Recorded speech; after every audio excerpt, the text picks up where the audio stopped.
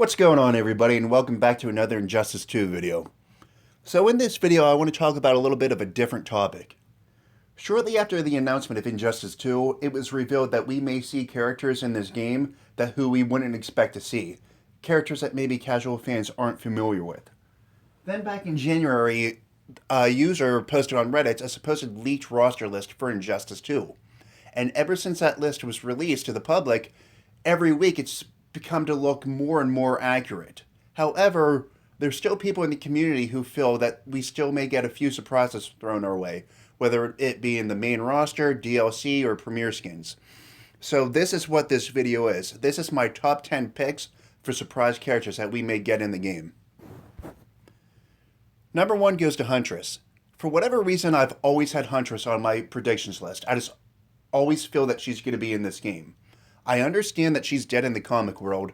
However, Scarecrow and Joker are both dead in the Injustice comics, and we already know that Scarecrow's going to be in the game, and it's very likely that Joker's going to make it in as well.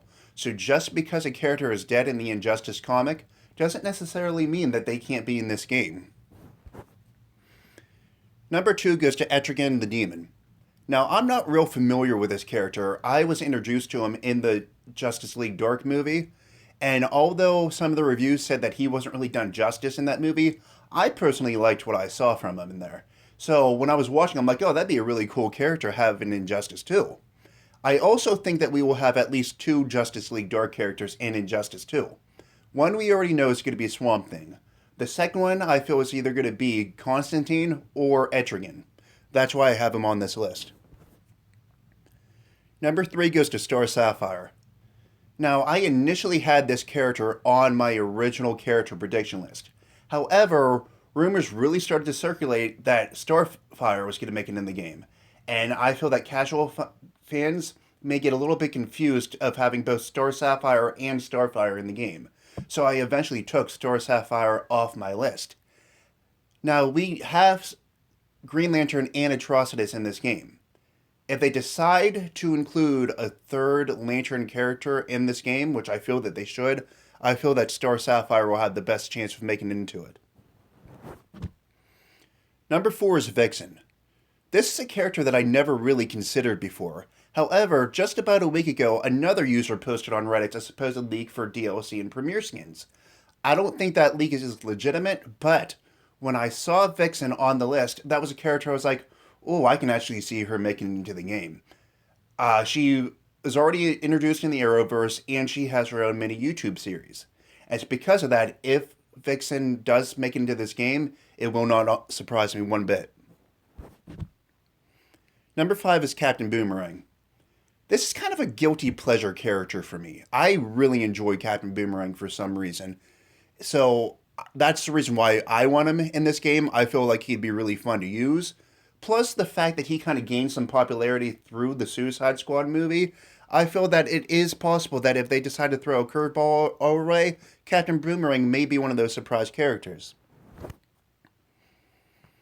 Number 6 is Clayface. I do not want any more Batman characters in this game. Clayface, although is a character that I feel could have been interesting to use, I don't want him in here. If I would have had to pick, I probably would have replaced Bane for Clayface, had Clayface take Bane's spot.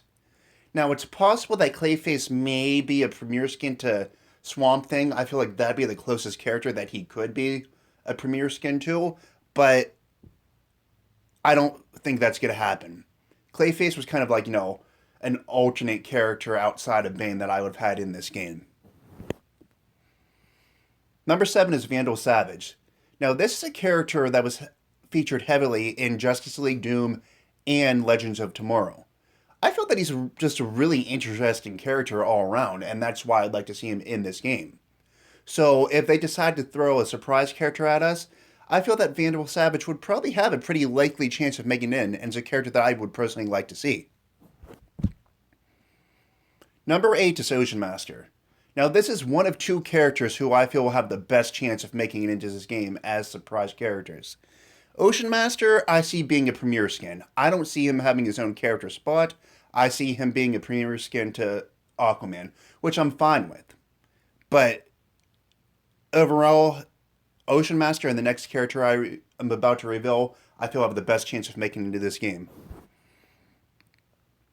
Number 9 is Mara. This is another character that I'm not super familiar with. However, from what I have seen, I feel that she'd be a really cool character to have in this game. I feel that her moveset would be really fun, and overall, I feel that she has a very likely chance of making it into this game. She won't be a premier skin, she'll have her own roster spot. I feel that this character has the best chance out of the ones that I'm listing as being DLC. Finally, we have Plastic Man. Now, I feel this game is going to have at least one comedic, cocky character, like a Johnny Cage type character.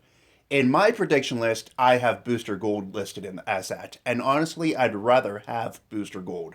However, because of the Injustice comics, Plastic Man has really gained a lot of popularity. I know Uncaged Games really wants his character in this game.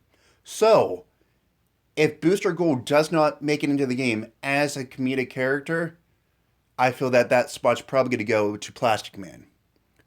So that's it for this video, guys.